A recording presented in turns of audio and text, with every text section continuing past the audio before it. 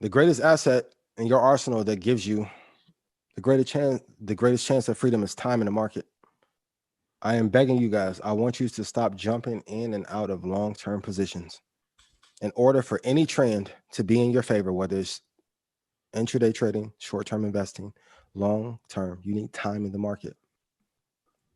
Time in the market is your friend. The longer you let those positions bake, the closer you will be able to get to freedom. So this is the invest in freedom formula. So the number of shares that you have times how much time you have in the market plus the number of quality businesses owned will equal how fast you'll be able to achieve freedom.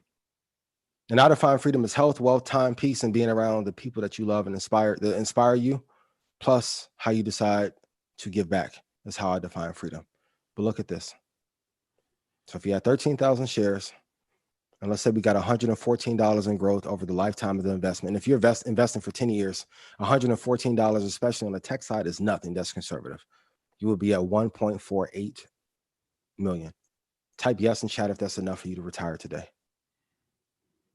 Second scenario, 28,000 shares, $114 in growth, 3.192 million. Put 3 is enough in chat if 3 million is enough for you to retire off of, please.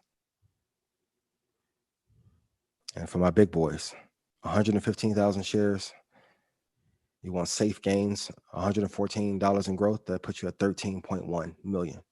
For my business owners and all my people that have a bigger nest egg, type yes in chat if 115,000 shares will allow you to retire at 13.1 million.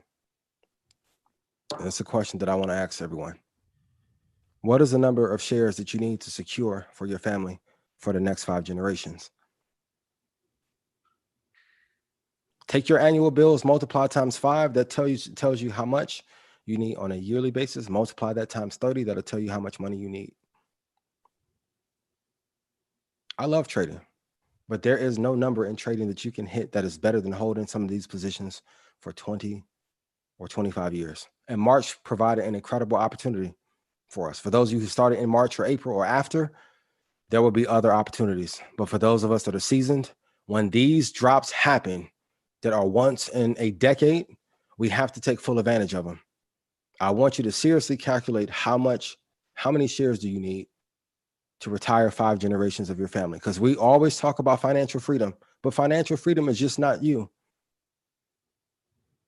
It's not you. So I want you to calculate that number and put it in chat. And once again, overall plan, 4 to 8 long-term positions. You don't need 88 companies in your mix. Maximum of 20. And I'm seeing people starting to put 9 indexes or 9 ETFs. And I'm like, you're making a mutual fund. For what? You're going to eat your gains. And then also you have to consider the way that a hedge fund would put together an asset allocation strategy is different than you because they have to weigh in and out at different times. Keep it simple. Simple is better. A maximum of 24 swing trades, and then of course 60 intraday trades. So I want to tell you a story about the other night when we was on the phone, not phone like talking to, but we was in this app. And so for those you don't know, Ryan Leslie signed Cassie, brought Cassie to Bad Boy, and he told a very interesting story. And I won't reveal all because we may, do something special one day. But Ryan said he had been investing since 2009. And guess what? Apple, Microsoft, Google, some of the tech companies that we have talked about. Mm-hmm. And because he's been investing since then, I don't want to count the brother's pockets, even though he told it online, but he has been able to retire and has made millions off holding those same long-term investments. So for my creatives who say this is not for you, for my business owners who says this is not for you, this is not the time to have an ego. We don't even know if clients and customers are going to return because they don't have the money to spend. But if you're tying your capital into some of these businesses, you will be able to stay afloat whether or not you have clients and customers coming in to you. So investing in the market and buying quality businesses is the ultimate hedge that you have. The 9th mistake that investors make. Please write this down. This is so key. Failing to hunt for exceptional opportunities in a contrarian fashion. while obtaining data from the research from superior data sources. If everyone's looking at the same stock and everyone's looking at the same newsletter and taking in the same information, how do you have an edge over hundreds of thousands of people that are looking in the market? I think we have an amazing platform, but how many of you are reading magazines, journals, investment newsletters that most people have not heard of? Tonight, I want you to at least go find one. Everyone knows about Barron's. Everyone knows about Yahoo Finance. Everyone knows about CNBC. Kudos to the good people at NBC Universal. We love you. Thank you. Love you dearly. Hey, Kate. Hey, Bonawyn. But you need to get an intellectual edge. Kudos to the brother I talked to this weekend, but the conversation I had with him, he said, I'm always searching for the information that the average person does not know. It is. It's going to give you your edge. So find one tonight, and we have provided some good insight for you as well. So the reason why I love indexes, right? And I'll go a little bit deeper to touch off from last week, but the average annual return over the long term is always the same as the mismatch of the stock supply and money demand from 1970 to 2020. I want you guys to go and Google and see what the mismatch is in between the actual stock supply and money demand year over year. You're going to see a correlation between that number and the number that is given in indexes in any given year.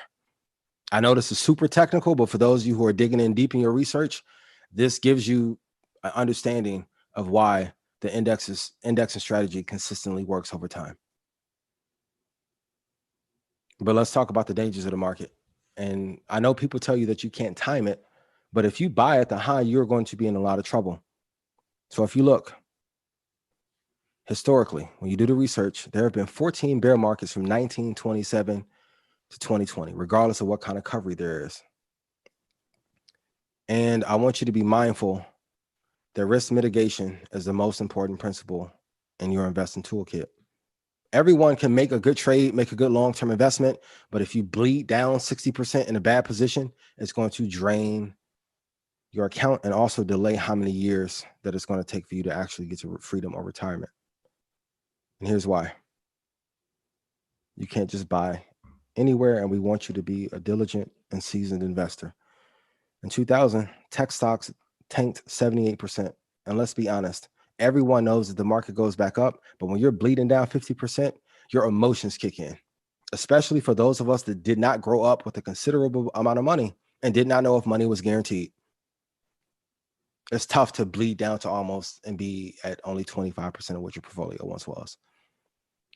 Take this note. The deepest corrections are usually around 51%. The dip in the mid-1960s took 23 years to recover from the high. So if you're just buying at the high and not caring about where you get in, and for all of you that, of course, I'm glad that Tesla boomed, and we'll talk about it later, but do not buy Tesla overnight, because when it slides back, you're going to cry, right? I want us to be patient and be very mindful of the spots that we get into the market. And if you bought the S&P 500 at the top in 2000, it took 16 years to get back to the relative high of 2168.79. Stop buying at a high. You have control over where you enter the market. And if the market gaps up or has a parabolic move to the upside, wait for it to pull back. The market always comes down. My graduates from my school being Forbes, bag drop. Bag drop. A mic drop, bag drop. Bag drop.